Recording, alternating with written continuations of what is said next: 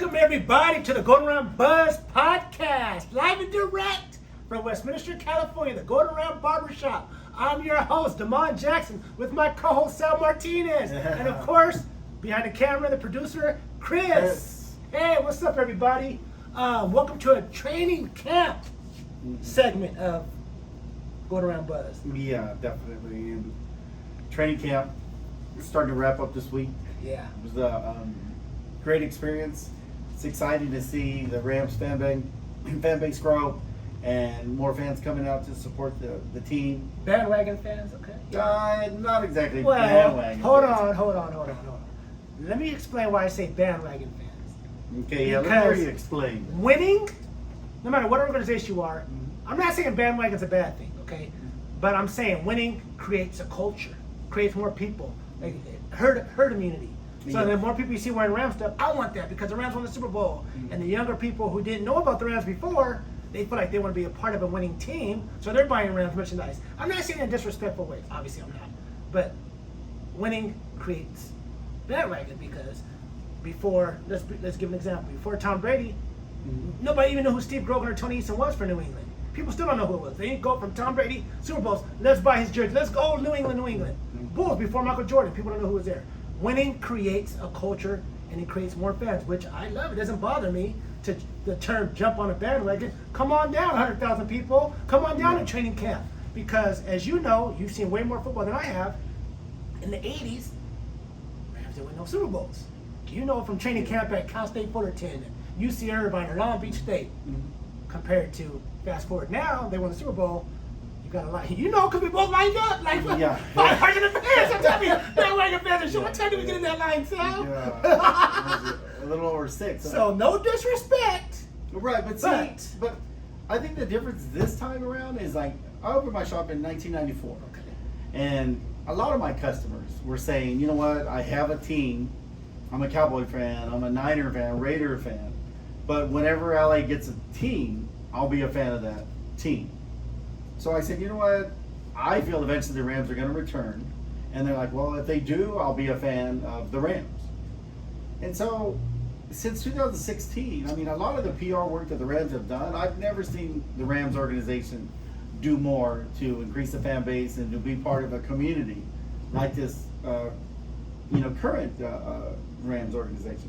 So I think what's happening now is these are all the results of that. Winning helped. But also the Rams have done a lot of work in the community, and I mean, I go to the gym, my customers, I see a lot of people wearing Ram gear, and this was before they won the Super Bowl. It's easier to be a fan now because, of course, they won the Super Bowl. But I do feel and I see the Rams fan base growing. And so I think that it's fair enough. I mean, every team's going to gain fans when you win the Super Bowl. But I do see that the Rams have really been a big part of the community, and I think it's starting to pay off now. Okay, let me ask you a question. This year, obviously, there's a lot more fans. Because lined up, we saw it ourselves. Sure. Now, the past years you went, was it as busy as it is now?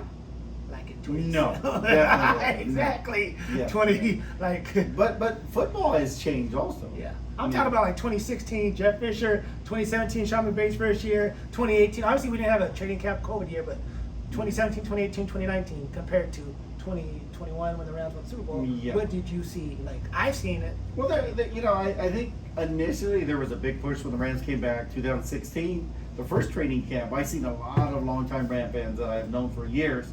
They all came out. But, if you look at the first day the Rams came out, the first day that training camp was open for the public, I mean, it was huge. There was probably between 10 and 13,000 fans. The next day, it dropped down like by 5,000 fans. Was it this year? No. This is back in 2016. Okay. So what I'm saying is now is that there's a steady flow of Ram fans every day. I talk to a lot of customers that go, they're taking their families there. And another reason why I know the Ram fan base is growing is because a lot of my customers, they're Cowboy fans, 49er fans, but their kids are wearing Ram gear.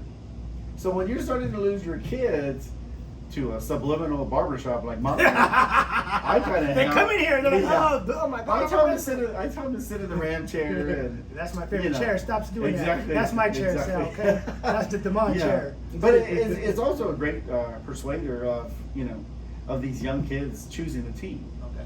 So I mean, it's exciting that what the Rams are doing, but I just think it's great that everything the Rams have done in the community is starting to pay off. Yeah. Like I said, I don't think something's wrong with the term bandwagon. People make it a bad Yeah, connotation. but bandwagon sounds temporary. Okay. Yeah, Hold bandwagon on. sounds temporary. You know what we forgot to do? Big shout to Dick Vermeil on his Hall of Fame acceptance. He goes in with Isaac Bruce, Yes. Marshall Falk. Marshall Falk. Oh my lost for words. Isaac Orlando Bruce. Pace. Yeah. And we're missing Torrey Holt. Torrey Hill, yeah.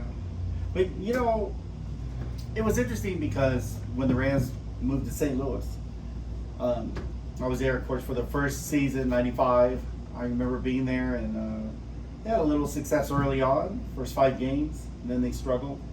And so the Rams organization was struggling as a whole. But in '97, when Vermeil took over, I remember some of the things he was saying. Like he said, when you walked in the Rams locker room, you couldn't tell if the Rams won or lost. He said the players were laughing and just, he said he wanted to get these players to hate losing. He said he wanted to hurt, to the core. So he was able to turn around that whole culture, which a lot of people thought that he was, he had been away for football for too long and that he wouldn't be able to get these current players to buy into what he was doing. And he was able to do that. And so what he created in that short period, the greatest show on turf in St. Louis, is something that, any Ram fan should be proud of. And so he was totally deserving of being inducted in the Hall of Fame, and his work, I mean, it speaks for itself. And he was a big part also with, when McVay took over, Coach McVay took over the Rams, he kind of offered a lot of guidance and stuff. And so Vermeil's always been a big part of the Rams organization. And I mean, he knows a lot about, the personal side of sports and being able to relate to the players and being able to get the best and the most out of every player. That's hard to do. And I mean, McVay's able to do the same thing, which is pretty impressive. Once again, congratulations, Dick Vermeil. Also, September 12th, don't forget to subscribe, like, and comment. GoldenRam Buzz Podcast on YouTube coming September 12th. Live and direct from the GoldenRam Buzz Barbershop. Yeah.